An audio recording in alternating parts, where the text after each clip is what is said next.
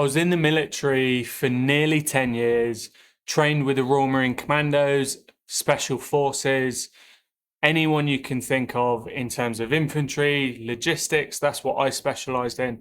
Now, the hardest thing I've ever done wasn't in the military. It was actually when I moved out here to Vietnam and working from home.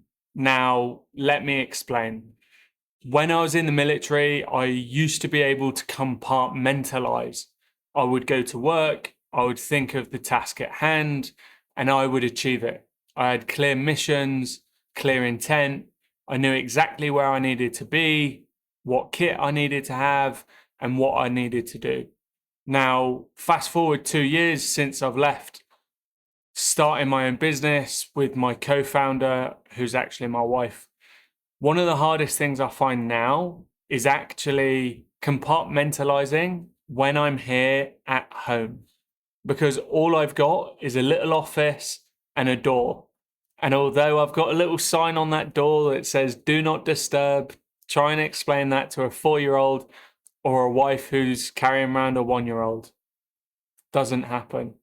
So this video is going to be about how you work from home, how you still find that time to have silence, and how you should be mentally preparing yourself. So if this is the first video you're seeing, I'm on day 2 of doing a challenge. Every working day in August, I'm going to be doing a video every single day. This is completely raw, unedited, unscripted.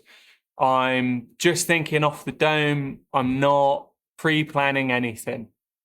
The only thing I do before jumping on a call is I pray and I try and discern what I think would resonate with the audience. But let me know in the comments if this has resonated, if it's not, if you'd like to learn more about my past, my military experience, why I left, burnout, anything that you see me talking about. But yeah, so one of the key things about these videos, I treat them like they're live. So if I stumble, if I and ah, that's fine, because I'm going for authenticity. So like I said, one of the hardest things about working from home is finding time to actually switch your brain, because it's very easy, especially as men, to just get single task focused, working on your work, projects, business. Your family come in, start to disrupt you, and you react. You get emotional, you get angry, you get aggressive with them, but they're the thing that matters. When you peel it back and when you actually ask yourself what matters, this project at work, this task you're doing, or is it your wife and your children? If you haven't got a wife and children, maybe it's close family, maybe it's close friends, but that is the thing that's most important. Now, one of the things I do, I try and plan as much routine or rhythm as I can throughout the day. So my wife and I, we will try and say, right, by 5 p.m., that's when you need to switch focus. I then need to go downstairs, help with dinner, help with the boys. I've got a 4-year-old and a 1-year-old for anyone who doesn't know. But that's where I mentally need to switch into dad mode. Now, it's really difficult to switch back and forth all the time, and you end up with kind of like enmeshed or blurred lines where you're just in dad mode all the time, and you're actually trying to focus on work at hand. I think one of the most important things you can do is turn your phone off or put it on do not disturb, because when it's on do not disturb, you're then in charge of what takes up your mental capacity. And throughout the day, try and remember your priorities. So anytime my youngest son comes into the office, I try and explain to him when it's closed, when there's a door sign on there, don't knock. But again, he's only 4. When he comes in, I don't get annoyed with him. He's still the priority. So I still stop what I'm doing. I talk to him and I try and explain I'm in the middle of doing something. If he doesn't understand that, I can't get emotional with him. And this comes into one of the frameworks that I like to use. And I call it the hula hoop. People call it the 3 rings. There's multiple names to it. The idea is you have an inner circle. And in that inner circle, that's everything that you can control. So I can control my emotions to a degree.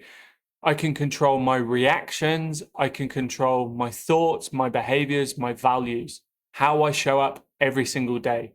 Now, the ring just outside of that is the ring of influence. These are the things that I can influence. So I can influence my sons, I can influence my wife, I can try and influence my day.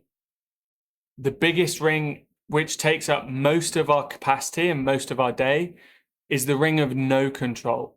Now, where most people get reactive and they get frustrated or they get annoyed is they think they have a lot more control over the things throughout their day. But when you realize you actually have no control over the vast majority of your day, it sets you up for success. It means you're able to respond to a situation rather than react. Now, when I work with clients, one of the first things I get them to do is start tracking when they go to bed and when they wake up. And what I often find is people who don't go to bed at a regular time tend to not wake up at a regular time. And then all day they're just chasing and they're being wrong. They're being reactive to the day. Now, if you can just set an alarm for half an hour before the time you normally wake up, then you can start to be intentional. Then you can start to implement things that have an impact on your mental state, your physical state, and your spiritual state. And if you start by priming your mind, your soul, mind, and body from this position, anything that comes throughout the rest of the day will just feel more fluid. You won't be reactive. You'll be able to respond.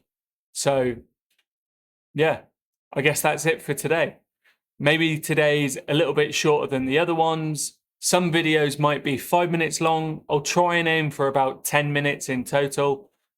Some might be a little bit longer. The idea is that the reason I'm doing this is just to get more confident and more comfortable being outside my comfort zone.